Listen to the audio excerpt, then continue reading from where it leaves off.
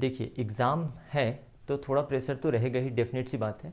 और क्योंकि आपने प्रिपरेशन करी हुई है, आपकी प्रिपरेशन अच्छी हुई है, तो आप इस चीज़ को फील कर सकते हैं कि टेंशन रहता है थोड़ा सा माइंड में। तो हम कितना भी आपको मोटिवेट करें या लाइक आप कितना भी कोशिश करें, तो थोड़ा बहुत ये टेंशन रहता है और इतना रहना भी चाहिए। लेकिन ज़्यादा टेंशन नहीं लेना है आप लोगों को, क्योंकि एग्ज़ाम पास आ चुका है, आपके एडमिट कार्ड भी आ चुके हैं, आपने देख भी लिया होगा, आपने एग्ज़ाम सेंटर देख लिया होगा या पढ़ लिया होगा कि आपको एग्ज़ाम कहाँ देने जाना है। तो उसके अकॉर्डिंग और जैसे जैसे ये एग्ज़ाम नज़दीक आते जाता है, तो हमारे दिमाग में बहुत सारी बातें चल रही होती हैं कि एग्ज़ाम हॉल के अंदर क्या होगा, कैसा सिचुएशन होगा, किस टाइप की परिस्थिति होगी। अब हालांकि यहाँ पे बहुत सारी जगहों पे बारिश स्टार्ट हो गई है, तो टेम्परेचर तो नीचे आ गया है, कम हो गया है। तो कुछ हम लोग एग्ज़ाम हॉल के अंदर की साइकोलॉजी के बारे में बात करेंगे, कुछ स्टूडेंट्स से रिलेटेड और कुछ उनके पेरेंट्स के लिए भी मैसेज रहेगा। तो प्लीज़ आप वीडियो को देखिएगा।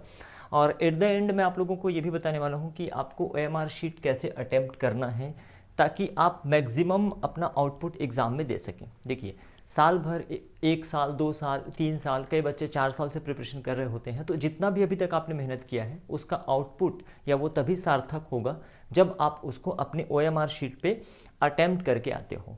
दैट मीन्स कि अगर हो सकता है पेपर में आपने बना लिया या आपसे क्वेश्चन बनते भी रहे और आपने OMR में उसको प्रॉपर तरीके से अटैम्प्ट नहीं किया, तो उसके वो एक तरह से निरर्थक होगा, मतलब आपकी मेहनत जो है वो बेकार जाएगी। तो बेहतर यही है कि आपने जो कुछ भी पढ़ा हुआ है उसको हमको रिटेन करना है, एग्ज़ाम हॉल तक लेकर जाना है और वहाँ पे प्रॉपर तरीके से अटैम्प्ट करना है।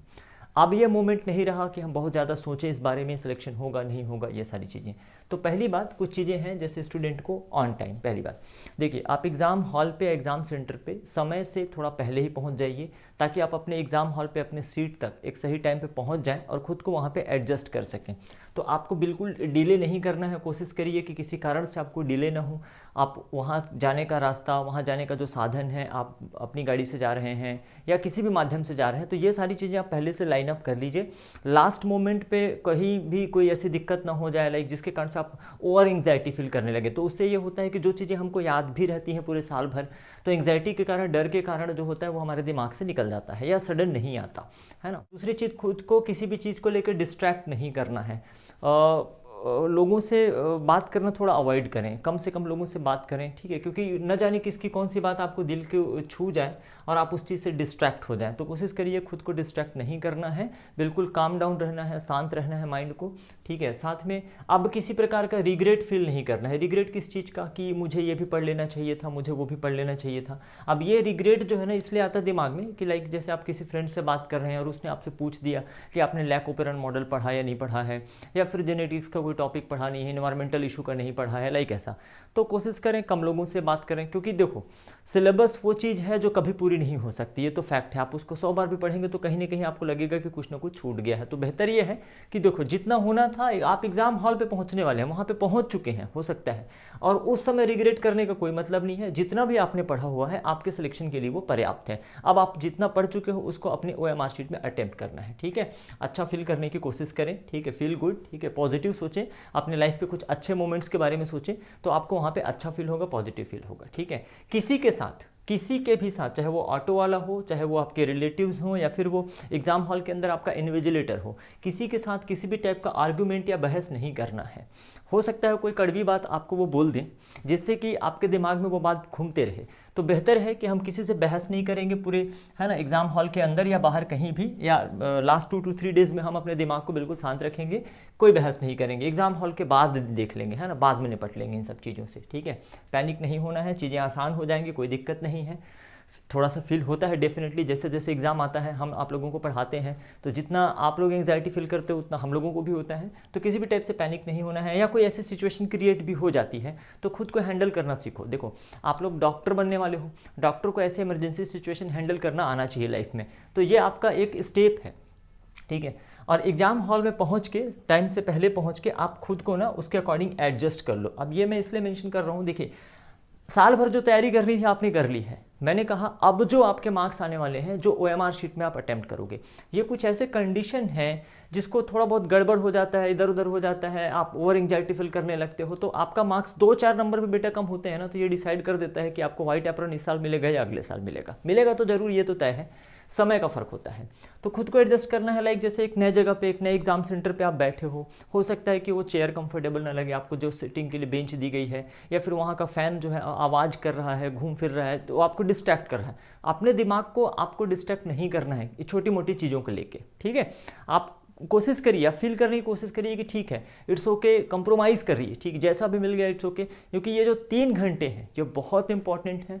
इस 3 घंटे में ही डिसाइड होना है कि आप डॉक्टर हो या नहीं हो। तो बेहतर होगा कि हम एडजस्ट कर लेंगे, 3 घंटे के लिए एडजस्ट किया जा सकता है, कोई दिक्कत वाली बात नहीं है। अब मैं पेरेंट्स के लिए कोई एक बात बताना चाहूँगा। देखिए, आपका बच्चा अभी 3 दिन के बाद एग्ज़ाम देने वाला है, या एग्ज़ाम डे के दिन अगर आप ये वीडियो देख रहे हैं, तो इन चीज़ों का विशेष ध्यान रखें कि ओवर प्रेशराइज कभी भी किसी बच्चे को नहीं करना चाहिए। साल भर आपने उनको बोला पढ़ाई करो, किया या नहीं किया वो तो ठीक है, कोई दिक्कत नहीं है, लेकिन अब एग्ज़ाम के दिन आप उनको फोर्स बिल्कुल मत करिए कि आपको इसी साल डॉक्टर बनना है। बस उनको मोटिवेशन दीजिए कि ठीक है, जितना अपना बेस्ट हो सकता है आप एग्ज़ाम में डिलीवर करके आओ बेटा, ठीक है। जो भी रिजल्ट आएगा एक्सेप्टेबल है, उसको स्वीकार किया जाएगा। फिर जो रिजल्ट आएगा उसके अकॉर्डिंग हम लोग प्लान करेंगे कि हमको आगे क्या करना है, क्या हम सेम फील्ड को कंटिन्यू करने वाले हैं, या फिर हमको इस फील्ड को छोड़ के स्किप करके कोई दूसरे के बारे में सोचना चाहिए। तो ये सारी चीज़ें डिस्कशन जो होगी एग्ज़ाम के बाद होगी। एग्ज़ाम से पहले हमको बिल्कुल बच्चों को प्रेशराइज नहीं करना है, इसका नेगेटिव रिजल्ट देखा गया है। आप बिल्कुल मत बोलिए कि इस साल तू डॉक्टर नहीं बना तो तुझे उल्टा लटका दिया जाएगा, या तेरे लिए ऑटो रिक्शा खरीद दिया जाएगा जिससे तू चलाएगा, ऐसा कुछ भी नहीं है, कोई बहुत बड़ी बात नहीं होती है। बच्चों को उनके अकॉर्डिंग खेलने कूदने दीजिए, मतलब एग्ज़ाम में जाने दीजिए, वो एग्ज़ाम देंगे, खुशी खुशी एग्ज़ाम देंगे तो ज़्यादा अच्छा रिजल्ट आएगा। कोई प्रेशराइज किसी बच्चे को नहीं करना चाहिए अकॉर्डिंग टू मी, क्योंकि यार एक परीक्षा ही है, ये परीक्षा ये बिल्कुल डिसाइड नहीं करेगी आपकी लाइफ को, ठीक है। आप ये मान के चलिए अगर इसमें सक्सेस हो जाते हैं तो डेफिनेट सी बात है आपको अपना ड्रीम मिल जाएगा, लेकिन अगर नहीं होते हैं तो भी बहुत सारे अपॉर्चुनिटी हैं, या इसके बाद भी आपको मौके मिल सकते हैं जिससे कि आप अपने ड्रीम को पूरा कर सकते हैं। तो ये लाइफ, ठीक है, का आखिरी एग्ज़ाम नहीं है कि यही मेरे जीने मरने का सवाल है, नहीं निकला तो फिर मैं, ऐसा कुछ भी नहीं है। अच्छा सोचिए, पॉजिटिव सोचिए, रिजल्ट भी अच्छा आएगा, और जो भी रिजल्ट आएगा वो एक्सेप्टेबल होगा, उसको हम लोग स्वीकार करेंगे और उसके अकॉर्डिंग हम लोग प्लान करेंगे, ठीक है। तो सारे पेरेंट्स को सिर्फ एक ही मैसेज, किसी बच्चे को प्रेशराइज नहीं करना है, अच्छी विशेष दीजिए, अच्छा आशीर्वाद दीजिए ताकि वो अच्छा परफॉर्म कर पाए, ठीक है। खाने पीने का मैनेजमेंट तो आप लोग जानते हैं कि आपको कैसे करना है। अब थोड़ा सा हम लोग आ जाते हैं आपके OMR शीट पे। अब बाय द वे, जैसे आप एग्जाम सेंटर पे बैठे हुए हैं, आप एग्जाम हॉल में बैठे हुए हैं, आपको इस तरीके का एक OMR आंसर शीट मिल जाएगा। आप सभी लोगों को पता है ये जो आपका आंसर बुकलेट होता है इसकी एक कॉपी भी होती है, एक ये ओरिजिनल कॉपी है और इसकी एक ऑफिस कॉपी भी होती है। नाउ सी, तो इसमें आपके पास टोटल 4 सेक्शन होते हैं, लाइक आप उसको सब्जेक्ट वाइज भी मान सकते हैं। फिजिक्स, केमिस्ट्री और बायोलॉजी का 2 सेक्शन होता है, जूलॉजी एंड बॉटनी। किसी भी सेट में ऐसा पहले से डिसाइड नहीं है कि आपके सेट में पहले फिजिक्स आएगा, फिर केमिस्ट्री आएगा, फिर जूलॉजी और बॉटनी, ये रैंडम भी हो सकते हैं। देखने वाली बात यह है कि इसमें पहले जो टोटल 180 क्वेश्चन आते थे उसकी जगह पे अब नंबर ऑफ क्वेश्चन 200 है, लेकिन आपको इसमें से 180 ही अटेम्प्ट करना है। तो जब भी आपको OMR शीट मिलता है तो आप प्रॉपर तरीके से चेक कर लीजिए कि सारी चीज़ें OMR शीट में प्रॉपर तरीके से प्रिंट हैं, टेस्ट बुकलेट का कोड एटसेट्रा, ये सारी चीज़ें हैं। मतलब ये आपको एक्स्ट्रा टाइम मिलता है इसके लिए, और कई बार नहीं भी मिलता है तो भी पैनिक मत होइए, ये 2 से 5 मिनट का काम है। इस 2 से 5 मिनट के चक्कर में ये मत सोचिए कि नहीं 3 घंटे 20 मिनट तो मुझे एग्जाम के लिए मिले थे तो इस टाइम पर मैं सिर्फ एग्जाम ही अटेम्प्ट करूँगा। इन सब चीज़ों को मैंने क्या कहा, यही आपका भविष्य तय करेगा। ये जो OMR शीट है इस पे आप क्या छोड़ के जाते हो, यही आपका फ्यूचर डिसाइड करने वाला है कि आप सिलेक्ट हो रहे हो या नहीं हो रहे हो। तो हम लोग अपना मैक्सिमम एफर्ट है देखेंगे, ठीक है। आप अपने रोल नंबर को इसमें फिल करिए, हमको गलती नहीं करना है, जो भी आप प्रॉपर तरीके से फिल करिए, अपने एडमिट कार्ड से सही से देख लो और सही से फिल करो इसको। फिर जो इसके अकॉर्डिंग जो सर्कल होते हैं, ठीक है, जैसे कि अगर आपने रोल नंबर फिल किया है इसमें 1 लिखा हुआ है, मैं कलर चेंज कर लेता हूँ, ठीक है। सपोज आपने इसमें 1 लिखा हुआ है, ओके, है ना, ये आपने इसमें 1 लिखा है तो आप इसके 1 को ही एनसर्कल करना है और कंप्लीट एनसर्कल करना है। ये सारी चीज़ें हम आपको पहले भी सिखा चुके हैं। अगर आपने इसमें, ठीक है, 0 लिखा है तो आपको इसमें 0 को करना है, एक ही लाइन में पूरा नहीं करना है। जो कुछ भी आप इस बॉक्स में फिल कर रहे हैं उसी को, उसके नीचे उसको ही आपको क्या करना है, एनसर्कल करना है। फिर आपको जब टेस्ट बुकलेट मिल जाता है तो उसका कोड फिल करिए और उसके अकॉर्डिंग इसको भरिए। टेस्ट बुकलेट का कोड इसमें आपको दिया रहेगा तो आप जो कोड रहेगा वो आप भरिएगा। इसके बाद आपके मदर्स नेम, ठीक है, रनिंग हैंड राइटिंग में आपको लिखना है, father's name running hand writing में आपको लिखना है। कैंडिडेट का, है ना, लेफ्ट हैंड का थंब इंप्रेशन, ये इन्विजिलेटर आपके पास आएगा तो ये सारी चीज़ें करवाएगा आपको ध्यान रखना है।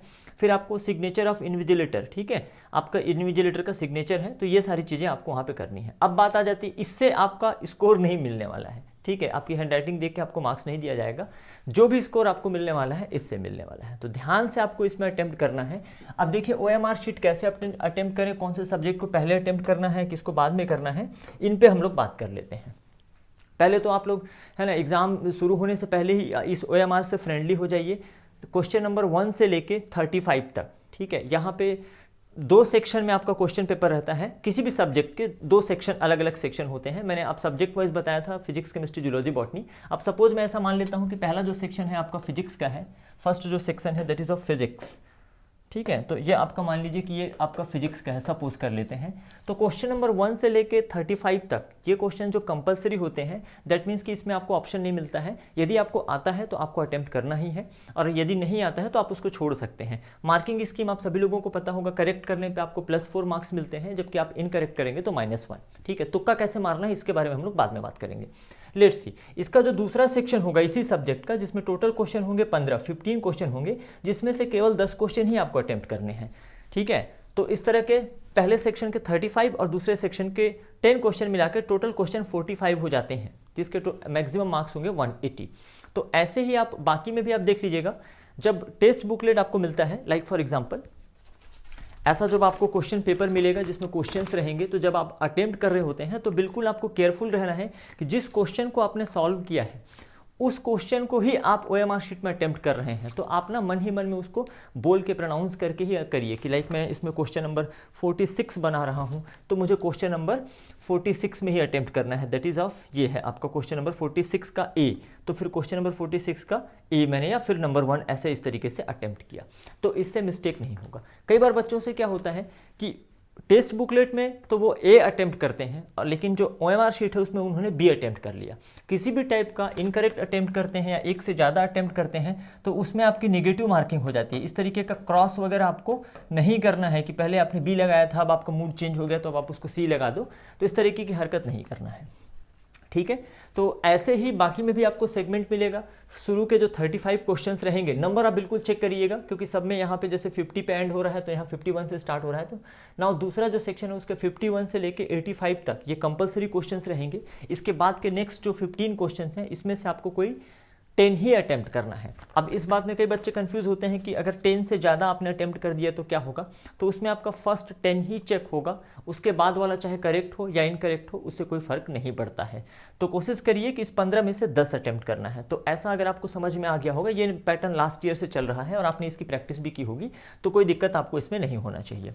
अब हम लोग बात कर लेते हैं कि कौन से सब्जेक्ट से शुरू करना चाहिए या कहाँ से स्टार्ट करना चाहिए। तो देखो बेटा, साल भर आपने जैसे प्रैक्टिस की है, ठीक है, कोई फर्क नहीं पड़ता कि यदि आप फिजिक्स से स्टार्ट कर रहे हो या केमिस्ट्री से स्टार्ट कर रहे हो। आपके पास फिजिक्स है, केमिस्ट्री है, जूलॉजी है एंड बॉटनी है, ऐसे 4 सेगमेंट आपको मिल जाते हैं। टेस्ट बुकलेट मिलता है ना जब आपको, तो एक बार आप टेस्ट बुकलेट को भी प्रॉपर तरीके से चेक कर लो कि सारी चीज़ें उसमें ठीक ठाक हैं, जो भी आपने लैंग्वेज वगैरह डाला था तो आप सभी पढ़ने को ना रफली, है ना। और ये सारी चीज़ें आपको कम से कम समय में करना है, क्योंकि वहाँ पे एग्जाम हॉल में आपका एक सेकेंड कीमती होता है।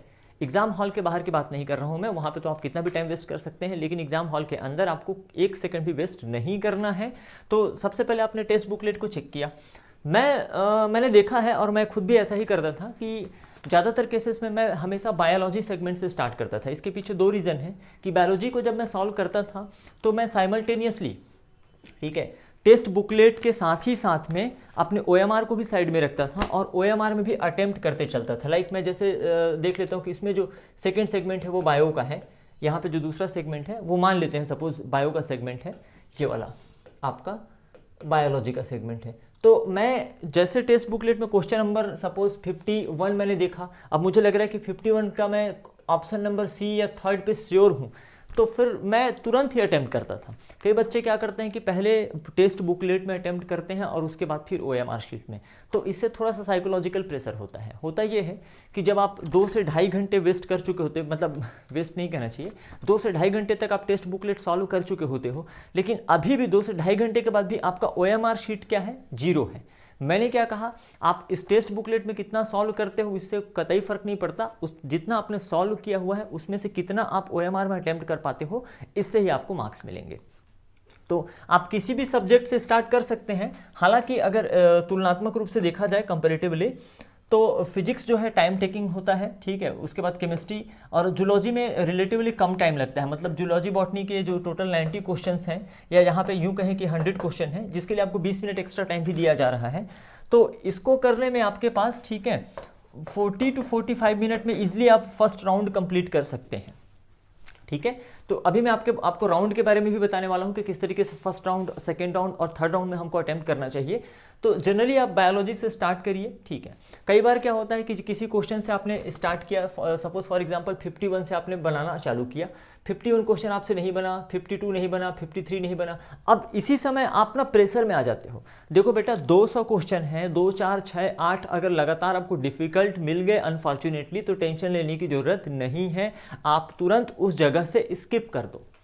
क्योंकि क्या होता है कि एक क्वेश्चन नहीं बना, दूसरा नहीं बना, तीसरा नहीं बना, तो ब्रेन में एक कमांड जाने लगता है यार कि क्वेश्चन पेपर डिफिकल्ट है, ठीक है, छोड़ दो उस जगह को। आप सीधे क्वेश्चन नंबर 101 पे आ जाइए, OMR के साथ में 101 पे आ जाइए, वहीं से स्टार्ट कीजिए। या उस पूरे बुकलेट में जो क्वेश्चन आपको देखा सा लग रहा है, बन सकता है ऐसा लग रहा है, वहीं से चालू करो। तो धीरे धीरे जब बनना चालू होगा तो सारे क्वेश्चन बनेंगे, ठीक है। फिजिक्स को मैं इसलिए अवॉइड करता हूँ पहले बनाने के लिए, क्योंकि इसमें कुछ क्वेश्चन अगर डिफिकल्ट है, लाइक नहीं बनता, तो पर क्वेश्चन हमको 2 से 3 मिनट, हमने प्रोसीजर स्टार्ट कर दिया है, 2 to 3 मिनट पर क्वेश्चन भी लग जाते हैं। तो यहाँ पे थोड़ा सा टाइम आपका ज़्यादा लग जाता है। लेकिन हाँ, आपको बायोलॉजी में टाइम सेव करना है, जिस टाइम को आप यूटिलाइज करेंगे केमिस्ट्री और फिजिक्स में। तो इस चीज़ का भी हम लोगों को ध्यान रखना है कि हम लोग जब भी क्वेश्चन अटेम्प्ट करें तो बहुत केयरफुली अटेम्प्ट करें।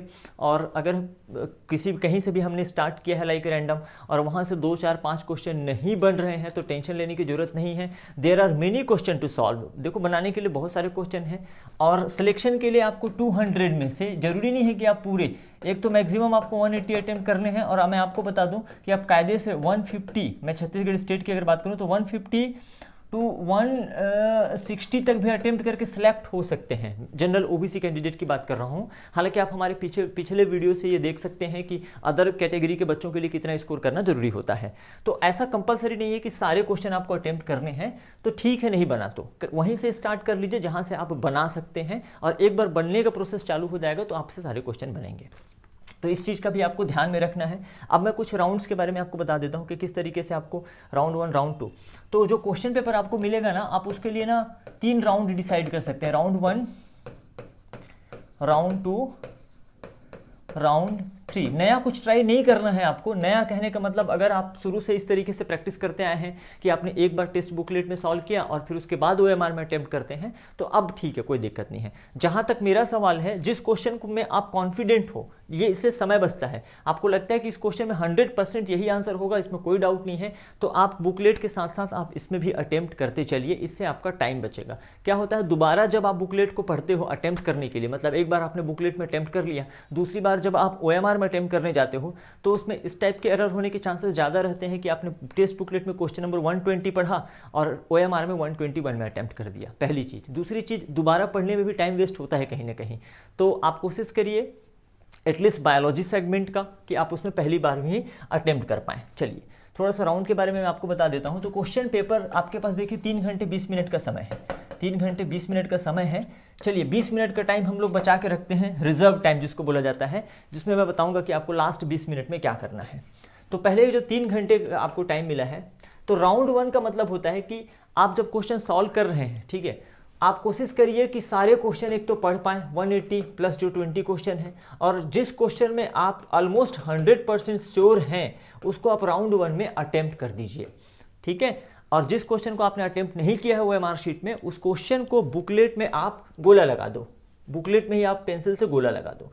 किसी भी क्वेश्चन को जब आप पढ़ रहे हो, तो क्वेश्चन को पढ़ते समय जब उसके ऑप्शन होते हैं, option number 1, option number 2, option number 3, option number 4, ठीक है।